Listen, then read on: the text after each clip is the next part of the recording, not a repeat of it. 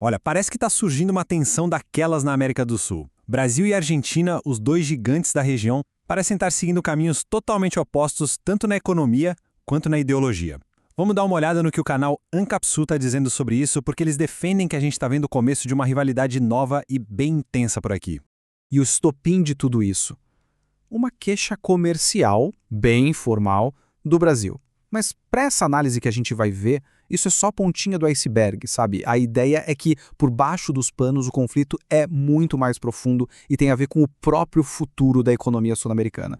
Ok, para a gente entender essa história direito, vamos passar por alguns pontos. Primeiro, essa nova rivalidade. Depois, os dois modelos econômicos que estão batendo de frente. Aí a gente entra na treta do Mercosul e termina vendo o que, segundo essa fonte, está em jogo de verdade, né? Então, vamos lá. O negócio aqui, segundo essa visão, não é só uma briguinha sobre políticas econômicas, não. É algo bem mais pessoal e ideológico mesmo. É um embate direto entre Lula e Milei. A análise sugere que a preocupação oficial do Brasil, não é bem com as regras de comércio. A ideia aqui é que seria uma reação, quase que um incômodo com o crescimento econômico que a Argentina estaria tendo. Um sucesso que, nessa perspectiva, estaria incomodando bastante.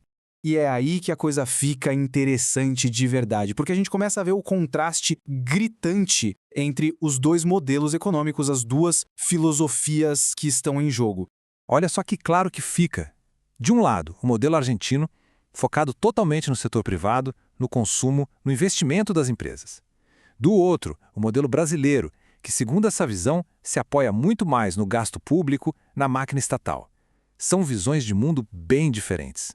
Tá, mas e as provas? Como essa análise defende que o modelo da Argentina está dando certo? Bom, eles apontam para os números. Vamos dar uma olhada.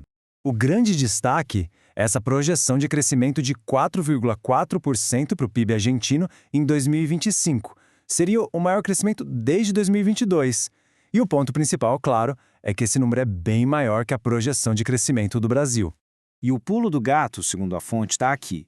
De onde vem esse crescimento? A maior parte, esmagadora, viria do consumo privado, que teria subido 8%.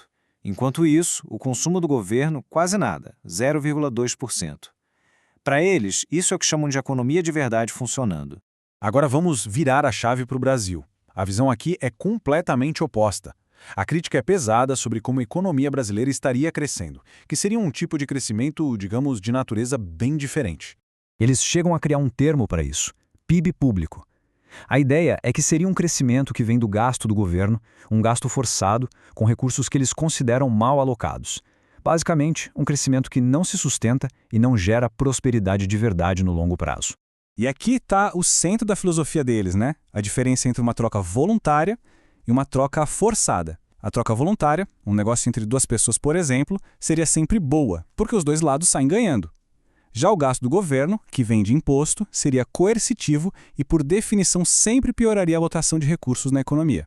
E onde é que essa briga toda de ideias aparece na prática? Bom, um exemplo claro é a discussão sobre o Mercosul.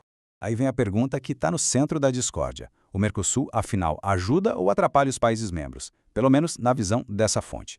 E a resposta deles é bem direta. Eles detonam o Mercosul.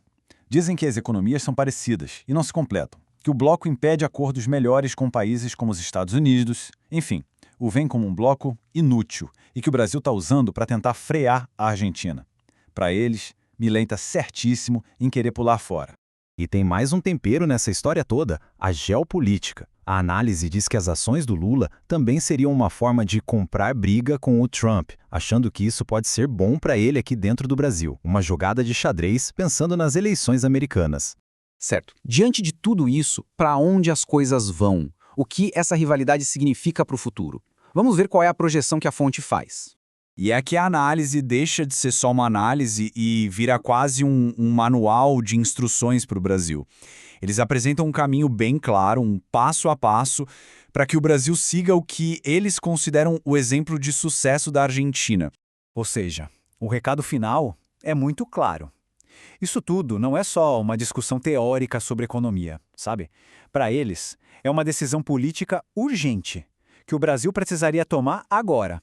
E no fim das contas, a gente fica com essa pergunta no ar que resume bem o tamanho da disputa. São dois caminhos, duas visões de mundo completamente diferentes. qual delas vai acabar definindo os rumos da nossa região?